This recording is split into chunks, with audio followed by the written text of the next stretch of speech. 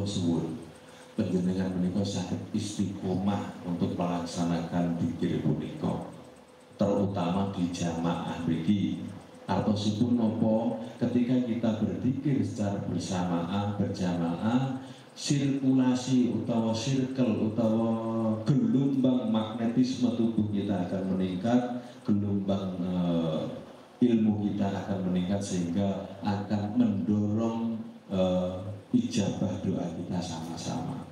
Nah, di sini yang ketiga seterusnya ini campur-campur bahasa Jawa, bahasa Indonesia apa ini?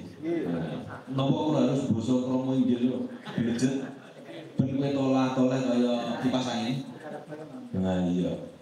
Udah apa-apa. Kemudian selama ini kita telah mengamalkan majelis zikir Margalam, gitu. Cukup bagus, tapi ada beberapa yang perlu dibenahi. Gitu, perlu beberapa yang perlu dibenahi. Artinya apa? Kita menyatukan, mengawinkan antara bacaan dan tempat roh yang ada di dalam diri kita. Tolong diperkuat dan dibenahi. Gitu. Sapa sing sampun mengatakan saya mau menyatukan roh dengan bacaannya dengan baik? Sampun? Insya Allah. Nah, ini kita tentu saja tidak bisa mengatakan bahwa oh ini saya sempurna, tidak bisa, karena ini proses. Nah, ciri dari penyatuan roh dan amalan itu, manakala kita mengamalkan amalan pada dzikir siri, kuncinya di dzikir siri. Karena kenapa dzikir siri? Kalau dzikir lisan kita mengamalkan amalan itu satu kali pada roh, ganjarane atau fadilahnya hanya satu kali. Tapi ketika kita melaksanakan dzikir roh, dzikir yang tidak menggunakan suara atau menggunakan kalimat, hanya di dalam yang melakukan dzikir, itu adalah 35 juta kali kelipatannya. Ada 35 juta. Kira-kira lambene sampai nggak mau semono berapa kalian tahu? Nah, itu adalah keunikannya. Manakala kita membaca istighfar di roh itu, ya, satukan betul-betul roh itu yang membaca dengan sugesti kita. Kita bantu dengan sugesti kita. Kita bantu dengan imajinasi kita. Dan kita di dalam hati pun gembor sak bantere tentang amalan itu.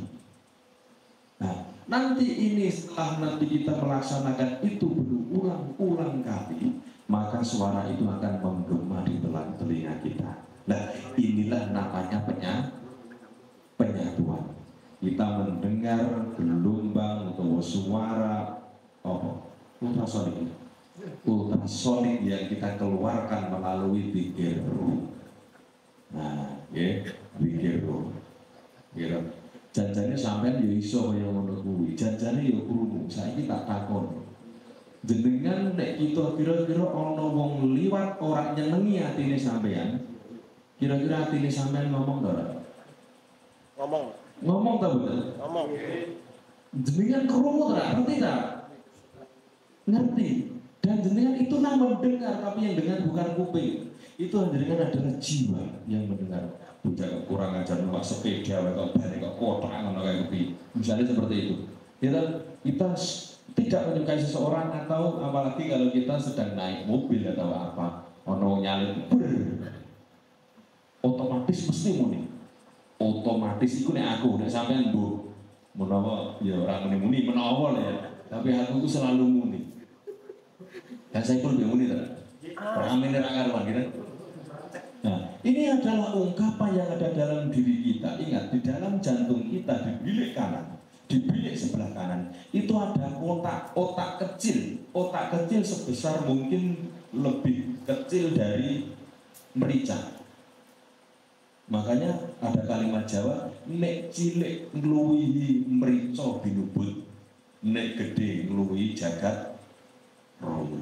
Nah, itu adalah kekuatan bawah sadar kita yang selama ini tidur. Nah, mereka rame. Inilah nafsu empat perkara yang ada dalam diri kita. Nah, Sebenarnya kita itu mendengar kalimat-kalimat yang diucapkan di dalam diri kita, di kepala kita itu kita tahu dan kita mendengar, tapi tidak dengan telinga. Begitu juga dengan ungkapan zikir ini. Ketika kita lontarkan dengan sebuah kekuatan yang maha dahsyat, artinya kita menggembar Astagfirullahaladzim gembar keras di dalamnya, kelamaan akan berdengung di telinga kita. Lah itulah namanya sudah terkawinkan atau tersatukan antara zikir dengan rohnya. Nah, roh dengan zikirnya itu dua hal yang berbeda yang menjadi satu. Roh kita sudah mampu untuk melakukan perwujudan gelombang ultrasonik yang ada dalam diri kita. Itu contohnya gelombang ultrasonik itu apa toh? Berarti itu pembicaraan, misalnya ono roh kemudian berbicara, itu mereka memakai suara gelombang ultrasonik. Nah, kita tidak biasa mendengarkan itu, kita tidak akan terdengar. Nah, mulai kewan ini kerungu karena kewan itu telinganya peka, bisa merasakan gelombang ultrasonik itu. Nah, ini monggo nanti yang baru, nanti kalau dikira nanti bisa di depan karena langsung nanti BAT ya, kita BAT itu diapa atau Pak apa diisi ilmu ndak? Jenengan itu sudah punya ilmu semua, jenengan itu sudah sakti dari lahir, gitu. Cuma kekuatan itu ada di dalam. Ya, artinya di baiat, artinya jenengan akan kita beri aliran energi agar roh yang ada dalam diri kita terbangun. Ya, terbangun. Artinya terbangun. Nah, sehingga apa? Jenenge wong tangi pun ya dijak ngomong ya mesti krungu. Dijak ngomong-ngomong ya mesti ngerti. Beda nek turu, gitu. Wong turu iki ya yen ra iso omahe jaluki tulung summa illa hadrati ruhi ila ruhi wa jasadi ngono kaya kan ya. Nah, artinya kita berhadirah kepada diri kita sendiri, roh dan jasad niku. Nek rohnya tidak terbangun, maka dia akan tidur dan tidak mengerti tentang itu. Nah, inilah fungsinya seperti itu. Kalau di logika tidak bisa di logika karena ini di luar ranah logika. Gitu. Seperti itu, tidak semua hal di dunia ini bisa kita logika. Ya, jadi saya mohon banget karena selama ini kita tidak maksimal dalam melakukan ini. Mari kita maksimal. Ya, kita maksimalkan, kita mengetahui apa sih sebenarnya yang ada dalam diri. Makanya ada beberapa kawan-kawan kita yang ingin menggunakan zikir ini dengan kapasitas kekuatan yang sangat luar biasa. Monggo silakan. Jangan pengen mengendalikan mimpi, monggo. Di YouTube ono lucid dreaming. Silakan untuk latihan ekono. Ono poin-poinnya dari situ. Gitu. Nah, di sini kita sama-sama belajar. Gitu. Nek wis iso critakno pengalamanmu ning gone kancamu ben apa kancane ben melu ngerti, ora dindem dhewe takon malah bingung. Kakak ganti. Nah, kakak itu sergap latihan. Cuma nek ape takon bingung rangke kata-katane. Nggih, kata-katane kok ganti. Termasuk Pak Tajib itu adalah sering melakukan pelatihan-pelatihan. Nggih, dan yang lain-lain banyak sekali. Cuma di sini mari kita lebih fokus kepada hal itu agar apa? Zikir kita itu sampai pada tujuan kita. Ya, alangkah baiknya sebelum zikir ada beberapa kawan mungkin ingin dengan hajatnya berhasil, kita doakan bersama-sama. Syukur-syukur ditulis kertas, sampaikan ke sini hajat saya ini, semoga tujuan saya menjadi berhasil. Kita doakan sama-sama. Oke, sing yang utang monggo kita doakan bersama-sama supaya engkau terentaskan. Gitu, yang ingin mencapai jabatannya monggo silakan.